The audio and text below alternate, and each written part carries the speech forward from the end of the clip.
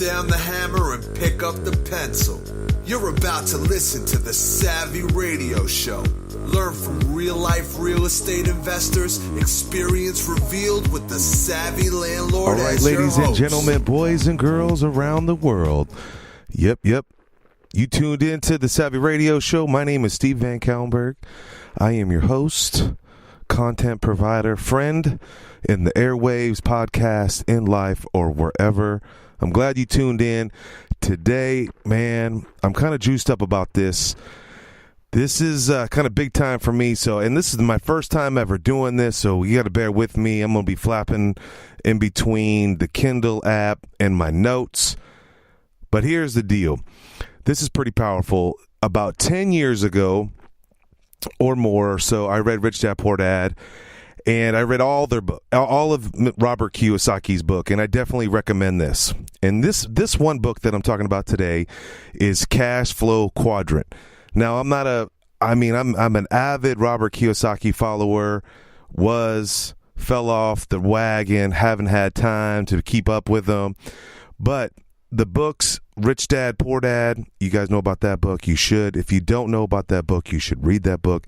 It was impactful, life change to the degree, I'm almost going to be sacrilegious here, to the degree that it changed my life forever.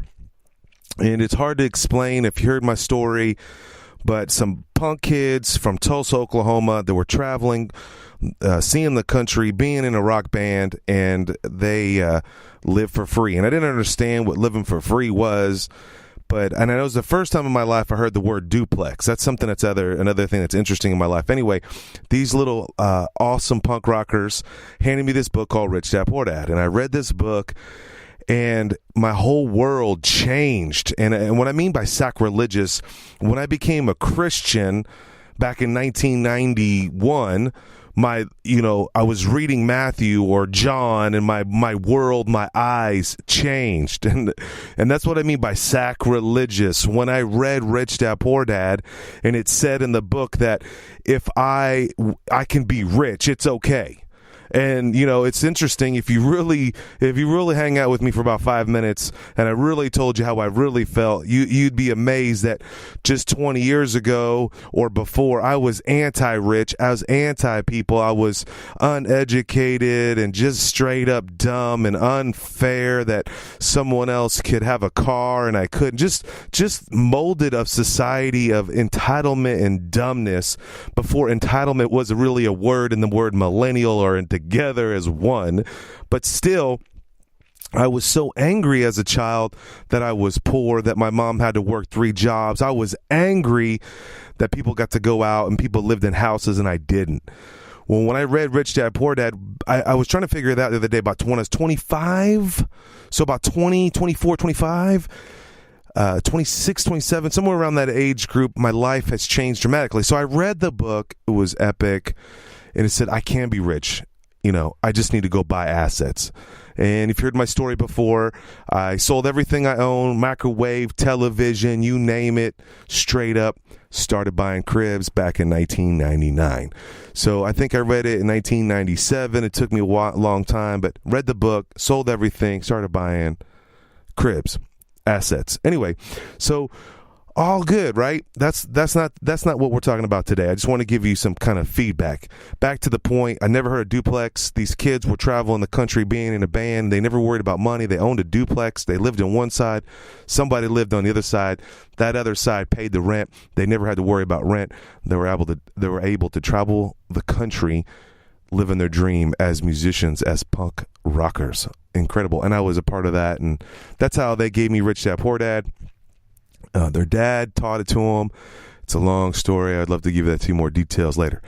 But during that process, I found madly in love with Robert Kiyosaki. His book was, like I said earlier, like the Bible. I just could not consume it enough, and I read it, and it just literally changed my life. And I can't articulate it. But his second book, I believe this is his second book, and it was a blur back then, was Cashflow Quadrant. And if you have not read that book, and this is what this whole podcast, and I hope that it doesn't take too long, but I just recently reread this book, and I highlighted this book so crazy, and I'm going to go over all those highlights, and I want you to be motivated to get out of the Mick and Meyer wherever you are, and I'm going to tell you my perspective on it. So back then when I read this book, and okay, so this book, this Cashflow Quadrant, you have this like a quadrant. On the left side, you have an employee, otherwise someone that works for a job, works for income, and then you have an S, self-employed, and then on the right side, you have a B for business owner, and an I for investor. Okay, so when I read this book, and I just thought it was impossible. I was self-employed, I was DJing, I was hustling, whatever I could do to make money. When I made money, 2 G's, I went out and called my mentor at the time. I said, I'm ready to buy another crib, create a financing. And back then, I was in 1999, I was so naive, right? I just did whatever. The book said, you ask people, would you take terms? And so I asked people, do you take terms? And people said yes. And I started buying cribs, and here I am today. 150 units later, on a podcast, can't believe it, all from a book that said go buy assets. Well, when I read the second book, it blew me away back then. I was like, how can I ever be a business owner? I have to go DJ. I got to stand in front of people to get paid. I never thought that I would ever own a business. I thought I owned a business, but I thought a business was self-employed. And so anyway, this last couple of months since January 1, 2018, it's been murder for me. And I don't know if it's a good refinement or life change. I really don't know what's going on in my little world. I just, right out the gate in January, I got sued several times, slip and fall, just all kinds of stuff. Is dumb. I don't even want to get into it. And now we're in April. So that's January, February, March, April. Well, during that time, just about 2 weeks ago, I was just kind of depressed, kind of just Struggleville 2000. I was just not motivated. I was losing. The property manager did me wrong. And I'm talking about way wrong. I'm talking like years of damage wrong. And I've been on this vacation for about 2.5 years, savvy landlord, try to do something. It's just hysterical to be where I am today and realize the pain and anguish I went through. So I was going through some mighty stuff at the time, just a couple weeks ago. And I was struggling. And I was like, how do I get out of depression? How could I tell other people to get out of depression? And is it running? Well, running worked. And then, what came about was reading. What came about from reading was rereading Rich Dad, Poor Dad, not Rich Dad, Poor Dad, the Cashflow Quadrant. So I picked up the book, and it was like being saved all over again. And I was just like, wow, man. And I could not believe just like 10 years ago, 15 years ago, I thought I would never, ever be an investor, a passive investor or a business owner. And I'm here to tell you today, I am. I own a business that functions without me. Several of those businesses. Wow. When I think about it. And then I think about as an investor, I loan people money and they pay me back with interest. That's an investor. Wow, just 1999, reading these books 10 years ago, 15 years ago, I never knew. I thought it was impossible. I can't believe where I am today. Even that I just lost 40 pounds this year or last year, 2017. Can't believe it. And I'm telling you right now, it's the education, it's the knowledge, it's the reading, it's the friends, it's the seeking, it's the asking the questions to get to where you want to go. I don't even know where this podcast is going, but let me tell you, somebody needs to hear that today. You need to grind it out. And that's what I did. I just started grinding it out. I just started rereading. And that's why that's where I am right now. I can't get enough. I need to read. I would listen to Zig Ziglar and Brian Tracy. They would read 1 hour to 2 hours a day. I was like, how in the world do you got that kind of time? And I'm telling you, man, we don't have you don't have a choice. If you want to live your dream, if you want to go to the next level, if you want to buy cribs, get off that TV, get off that couch and start reading. And read this book, Cashflow Quadrant. It opened my mind.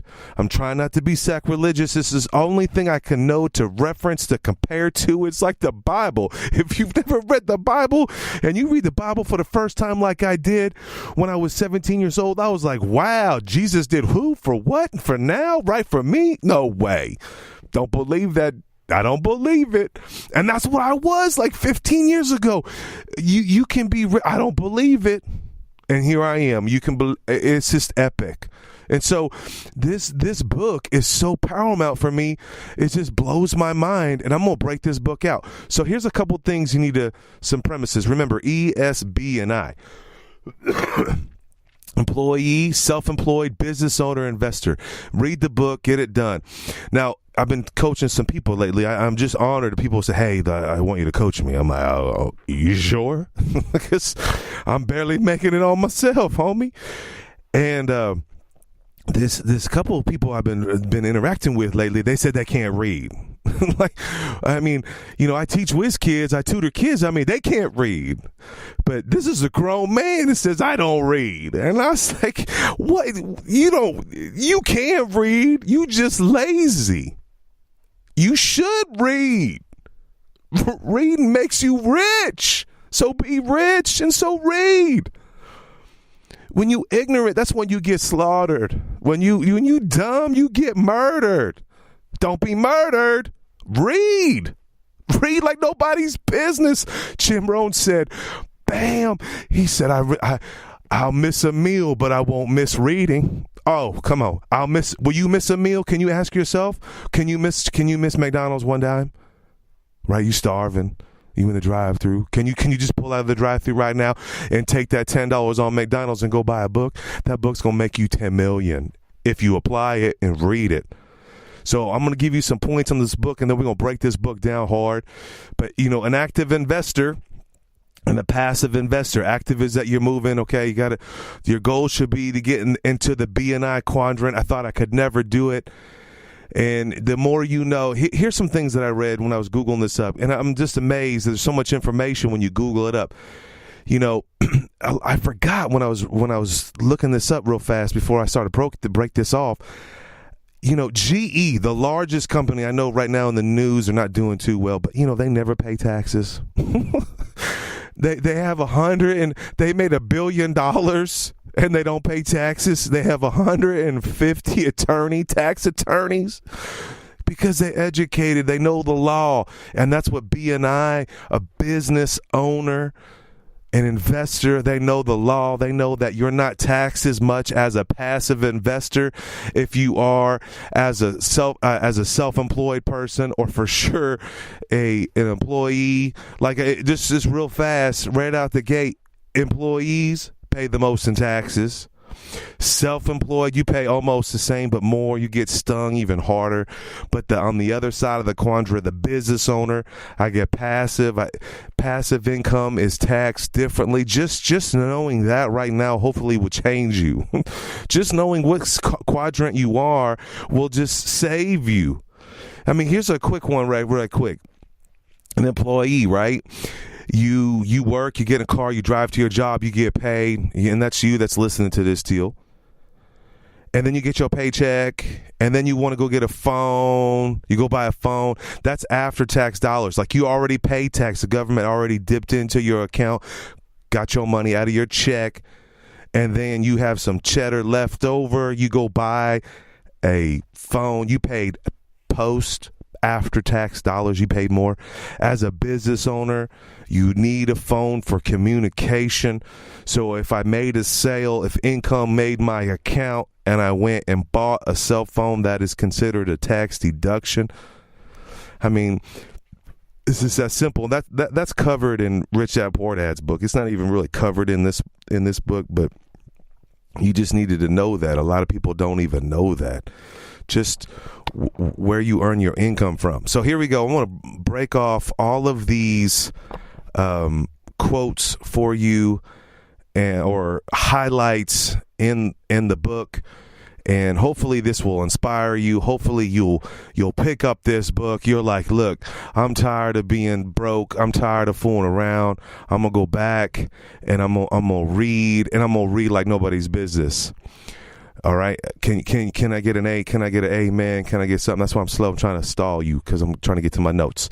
All right. I don't even know how many notes I have or highlights, but I'm going to break them off right here. Right out the gate, it was on page, on the pre-pages, the Roman numerals, which is like 15. It says, some guy named Han said, the path is the goal. He says, Rich Dad said, or Kiyosaki said, in other words, finding your path in life is your goal in life. Your path is not your profession, how much money you make, your title, or your successes or failures. So that was like straight out the gate. It's like finding your path. I mean, that's where I'm at right now. What is my path? Is this where I need to be in the Savvy Somebody, or I just need to be a business owner? And that's what I've been struggling with. I want to get back to being a hustler, being in multiple streams of income. Right? Multiple streams. And this is where all this is birthed. I have confirmation from reading this book. Here's another highlight. I wanted to know what I was going to become before I started my next educational process. Wow. He says this a lot in the book. It's who you become through the process. It's not you wake up and one day you're a millionaire. You can't even handle it, right? It's a process. It's a process. It's where you started from and where you're going, and the rough ride all the way. Here's another highlight. It says, it seems that our paths in life are not found in our minds. Our path in life is to find out what is in our hearts. Pretty, little sentimental, little juicy for you. We're still not even in the book yet. That's Roman numeral 21. I mean, what's in your heart, right? I mean, what drove me from nothing, from living in an apartment building, being homeless at one time in my life and having so many units is just phenomenal. It's in your heart. Is it in your heart? Are you able to quit your job today, burn the bridge behind you? And that's what he talked about a lot, that he had a degree, he was educated, got a sales job, and it was hard, but he was in the book, you talked about that he was living in someone's basement for free to come up with a product or a business model that they could live off of, and not live off of the income from a job, but live off the income from the business. And they got so nutty on it, they went homeless and lived in some dude's basement. Are you willing to do that? I am. I'm willing to do that. I'm willing to not go to McDonald's. I'm willing to make a sacrifice for bigger and better things in the future. Here's another highlight. I'm not even in the book yet. Problem when a person is trapped in a profession and unable to find a path. I don't know why I put that down there. Many people are also trapped financially, earning just enough to survive, wanting to earn more, but not knowing what to do. Man, dude, that's you got to read. You got to ask questions. Man, how do you make money from somebody else? Here's another one, page 24. It says, overweight do not eat because they are hungry. Overweight people do not eat because they're hungry. They eat to feed an emptiness in their emotions and their soul. Wow. He goes, diet for 6 months and lose a ton of weight only to put it even more back on later. The same is true for changing quadrants. That's the big thing I got out of this book. And this is the big thing that you need to know, is that you got to change your mindset. I was so dumb and ghetto. I didn't think that I could ever be a business owner or an investor. I didn't think I had the capacity, the knowledge. And that's the biggest thing I got from this book. It's like, you got to change your thinking. You got to change your thing. Yes, you can be wealthy. Yes, you can buy cribs with bad credit or no credit at all. You ever heard of private money? You ever heard of subject to? A wraparound mortgage? Borrowing the money from somebody else? Okay. It's possible. Here's another one. Making mistakes is human, but lying about your mistakes is criminal. A criminal act known as perjury. Many people fail to achieve success is because they fail enough times. that's Anthony Robbins. I talked about this before. Anthony Robbins' dreams was to be a public speaker. I know it's crazy. You see that dude now, he's just epic, right? But his dream was to be a public speaker, but he was so far behind. So what that dude did was like he practiced and spoke as many times as he can to 3 times a day within 1 year. Imagine 3 times a day. Okay, think about the experience in just 6 months, 6 weeks, 6 days. He's just, some speaker can go out there, speak once a week. That's 52 times a year, 10 years. That's 520 times, right? But you can accelerate that by 3 times a day or 5 times a week. That if you do it 5 times a week, that's 2,500. I mean, if you did it 5 times a week for 1 year, that'd be what? 5 times, I don't know. I'm too tired, but figure it out. The point is that you just repetition, keep going, keep practicing, keep putting offers in, keep asking for help, keep doing it, keep failing. The more you fail, the more you succeed. All right, now I'm finally on page 4. We got a long time. Bear with me. It says, which quadrant are you in? People go to school, graduate, build businesses, and become successful investors. I don't know why I highlighted page 6. And identify where you are today in the quadrant and where you want to be in 5 years. Big time. You got to know where you're at so you can know where to go. Okay? And stop lying to yourself. Don't lie to yourself. To be a BNR, you must be able to control the direction of your cash flow. Man, a lot of people don't even know how to read a financial statement. Okay, part 1, page 13. So what does it take? I'm often asked, if it doesn't take money to make money and schools don't teach you how to become financially free, then what does it take? My answer, now this is Kiyosaki. It takes a dream, a lot of determination, and a willingness to learn quickly and the ability to use your God-given assets properly and to know which quadrant in the cash flow quadrant is the right one for you to generate your income. Dang, it's like 20-something minutes. All right, I'm going to breeze through these, hopefully. Maybe I could do a part 2. Yeah, how about that? All right, I'll do a part 2. All right, so about 9 more minutes, and then I'll do a part 2.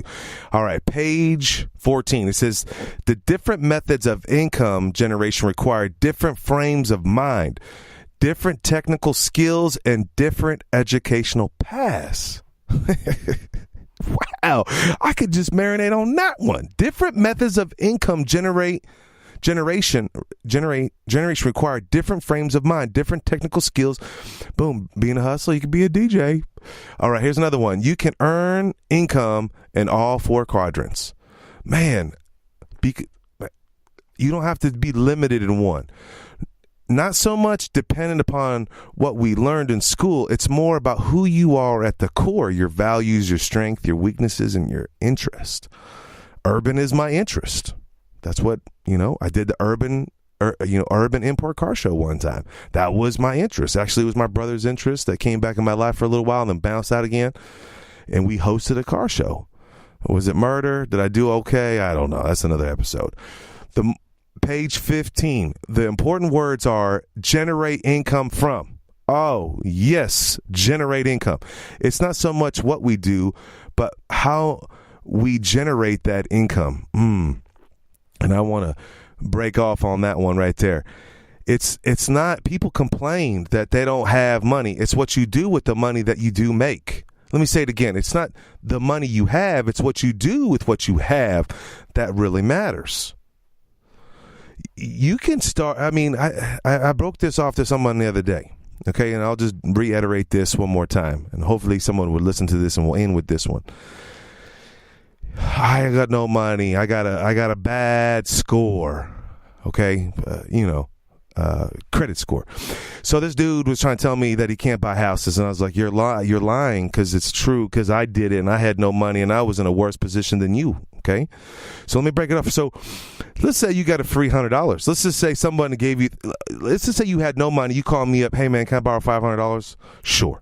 I'll loan you 5 bills. Okay. You take that 500, you get on Facebook Marketplace or Craigslist or OfferUp or any of these websites that have products, services, cars. You see a car on there that's worth $1,200. You offer the dude today $500 cash. You come pick it up. You go get the car, $500. You get dropped off there or Uber there. You got $500. You buy the car. Now, you got a $1,200 car for $500. So you take that car, you shine it up, you get some soap and water and some elbow grease, and you get after it. You clean that bad boy up. You actually call some people. You find out someone needs a car. Now, I'd finance a car to you, $1,500, take payments, $200 a month, but that's another episode. You take that car, you put it back on Craigslist after you shined it up, make it smell real good. And now you sell that. Let's just say you sell that thing for a G. You just doubled your money. Now, these are just fake numbers, and I actually have done this more times than I can count with just the most random items. RC cars, cribs, trailers, tools, flea markets. If you follow me on Facebook, that's where I'm at every Saturday, is at the flea market. Why am I there? Well, I can make $500 into $1,000. Now I got $1,000 back in my pocket. I got $500. Now you can give the $500 back or with interest to your boy, and then you go on, start all over again. But let's just say, for time, you got $1,000. So you go look for another car or another item, a gun. I mean, people sell guns. I mean, it's crazy. You can buy a Glock 9 for something. I don't know. You buy a gun. You buy some other item. You shine it up. You negotiate it down, and you build it up, and you build it up, and you do this 4, 5, 7 times. Jordan shoes, you name it. Someone's always desperate. Someone that buys an item, they're desperate, and there's always someone else that needs to buy that item for some odd reason. I don't understand why. But you can profit in that transaction. You get up to $2,000, you find an owner finance, you buy a crib for $5,000 down today in Oklahoma City, probably around the country. I know that there's people that out today, there's certain houses that I have for $2,000 down. You can buy a crib. $2,000 down, you can buy a house. You can shine it up. You can rent it out, make $100 a month. After 20-something months, you get your $2,000 back. You start all over. Or you wait a little while. It might appreciate. You might buy it at a certain time, and you sell it. And you might not make a big of a profit because that $2,000 down, that real estate investor's probably not giving you a smoking deal because of the risk of you only putting $2,000 down. But still, you can wait it out. You can make $100 a month, get your $2,000 back, and guess what? After $2,000 back, it's an infinite return on your investment. $2,000 down, and you're getting $100 a month for the rest. Now, of course, that investor's benefiting from you, but they're taking the risk as well. And if it appreciates, if you held on to that house for 5 or 7 years, you're going to have problems. You're going to have to kick somebody out. You're going to lose money. But then from there, you can go on and on and on and on. And you did it with no money because you borrowed the $500 from your boy. It's simple. You just got to change your mindset. That's what the power of this book, Cashflow Quadrant, Part 1. Holla. Investor Weekend is not far off, with over 10 information sessions to increase your portfolio. Log on to www.investorweekend.com. Whether you are a seasoned investor or never purchased a property before, you don't want to miss the Investor Weekend. Join us for a powerful, knowledge-packed weekend with over 10 informational sessions that are bound to enlarge your real estate investments. You will hear from the best national and local real estate investors that will share practical and relevant experiences with you, the investor. There will be several networking sessions to connect with other like-minded people for potential funding, partnerships, and yes, hot deals. Go to www.investorweekend.com. Did you know we meet once a month for the Landlord Lunch Meeting? The third Wednesday of every month. Go to landlordlunch.com. Thanks for listening to the Savvy Radio Show. Glide online and listen to our other motivating episodes at savvyradioshow.com. Connect on Twitter at LandlordBook and always be buying assets.